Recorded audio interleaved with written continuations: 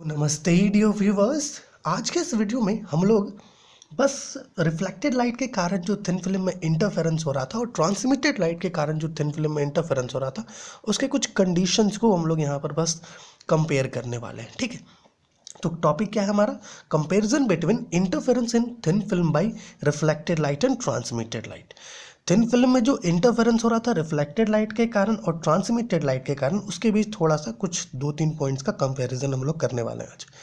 आपने देखा था कि थिन फिल्म में जो इंटरफेरेंस होता था रिफ्लेक्टेड लाइट के कारण, वो क्यों हो रहा था? वहाँ पर जो भी रिफ्लेक्टेड लाइट रेज से वो सब जब आगे जाकर इंटरफेरेंस होते हैं, है ना, तो उसे हम कहते हैं इंटरफेरेंस इन thin film bye reflected light. बिल्कुल उसी तरीके से जब इंटरफेरेंस होता है वहाँ पर ट्रांसमिटेड लाइट के कारण, तो उसे हम लोग क्या कहते हैं? उसे हम लोग कहते हैं interference in thin film bye transmitted light.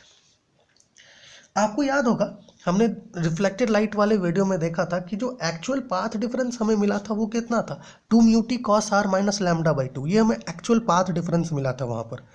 But actual path difference जो हम लोग को ट्रांसमिटेड लाइट के केस में मिला था वो क्या था? Del is equal to 2 mu T cos R. ये दोनों में इतना डिफरेंस क्यों? ये दोनों में इतना डिफरेंस इसलिए आया था क्योंकि रिफ्लेक्टेड लाइट के केस में हो क्या रहा था कि लाइट एक डेंसर मीडियम से रिफ्लेक्ट कर रही थी। लाइट क्या कर रही थी? एक डेंसर मीडियम से रिफ्लेक्ट कर रही थी। तो अकॉर्डिंग टू स्टोक्स लॉ हमें पता है जब कोई भी लाइट रेयरर से आकर डेंसर मीडियम से रिफ्लेक्ट करती है तो उसका फेज में पाई का चेंज आ जाता है। जब फेज किसी का पाई से बदलता है तो उसका पाथ डिफरेंस भी लैम्डा बाई 2 से चेंज होता है, जिसके कारण रिफ्लेक्टेड लाइट वाले केस में हम लोग को एक्चुअल पाथ डिफरेंस क्या मिल रहा था? 2 mu T cos R minus lambda by 2। लेकिन वहीं अगर ट्रांसमिटेड लाइट की बात करें तो इस केस में फेज चेंज जो हो रहा था, है ना, वो ज़ीरो हो रहा था। ऐसा इसलिए क्योंकि हमने स्टोक्स लॉ वाले ही थ्योरम में ये प्रूव किया था कि जो ट्रांसमिटेड लाइट के कारण, है ना, मतलब जो ट्रांसमिटेड लाइट होता है उसका जो फेज में चेंज होता है वो ज़ीरो होता है, जिसके कारण हमें एक्चुअल पाथ डिफरेंस कुछ ऐसा मिला। अब अगर रिफ्लेक्टेड लाइट के केस में जो मैक्सिमा का कंडीशन हमें मिला था, है ना, और ट्रांसमिटेड लाइट में जो मैक्सिमा का कंडीशन मिला था, अगर हम लोग उन दोनों को कंपेयर करें तो हम क्या पाते हैं कि दोनों बिल्कुल और बिल्कुल अपोजिट होते हैं। देखिए आप, है ना, बिल्कुल अपोजिट है दोनों का कंडीशन। रिफ्लेक्टेड लाइट के लिए मैक्सिमा का जो कंडीशन हमें मिला है वो क्या है?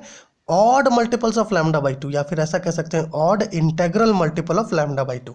लेकिन ट्रांसमिटेड लाइट के लिए जो मैक्सिमा का कंडीशन मिला है वो क्या मिला है? Even multiple of lambda by 2, या ऐसा कह सकते हैं even integral multiple of lambda by 2 हम लोग को मिला है।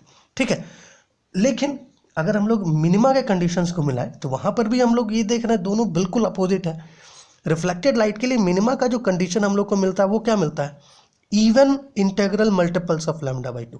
लेकिन ट्रांसमिटेड लाइट के लिए जो हम लोग को कंडीशन मिलता है वो क्या मिलता है? वो मिलता है odd integral multiples of lambda by 2। तो रिफ्लेक्टेड लाइट के केस में जो मैक्सिमम का कंडीशन था वो ट्रांसमिटेड लाइट के केस में मिनिमा का कंडीशन हो जाता है, और रिफ्लेक्टेड लाइट के केस में जो मिनिमा का कंडीशन था वो ट्रांसमिटेड लाइट के केस में मैक्सिमा का कंडीशन हो जाता है।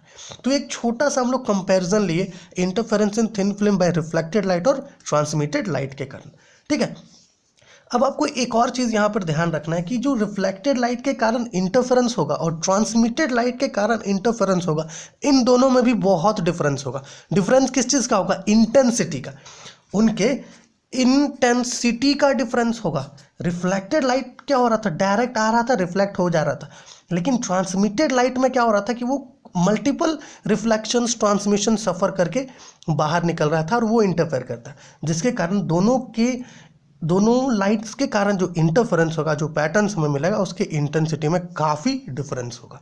ठीक है, तो अगले वीडियो में वेज शेप्ड फिल्म को डिस्कस करेंगे। आपने पिछला वीडियोस नहीं देखा है तो प्लीज़ देखिए, उसका लिंक आपको नीचे डिस्क्रिप्शन में मिलेगा, और हमारे चैनल का जो प्लेलिस्ट है उसे आप ज़रूर चेक करें ताकि हो सकता है आपको हेल्पफुल हो। तो चलिए आपसे अगले वीडियो में मिलेंगे।